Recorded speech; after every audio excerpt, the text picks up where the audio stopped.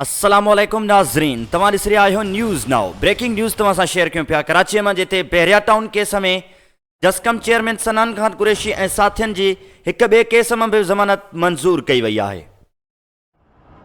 कराची में breaking news तव्हां सां शेयर कयूं पिया त बहरिया टाउन केस में जस्कम चेयरमैन सनान खान कुरैशी ऐं साथियुनि जी हिक ॿिए केस में बि ज़मानत मंज़ूर कई वई आहे।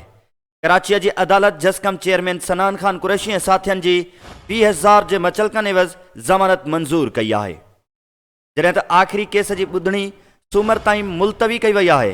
कराची में ब्रेकिंग न्यूज़ तव्हां सां शेयर कयूं पिया नाज़रीन त बहरिया टाउन केस में सनान खान कुरैशी ऐं साथियुनि जी हिक ॿिए केस में भी ज़मानत मंज़ूर कई वई आहे। आख़िरी केस की ॿुधणी सूमर ताईं मुलतवी कई वई आहे। अहम ख़बर है तव्हां सां शेयर कयूं पिया नाज़रीन त सनान खान कुरैशीअ जी हिक ॿिए केस में भी ज़मानत मंज़ूर कई वई आहे।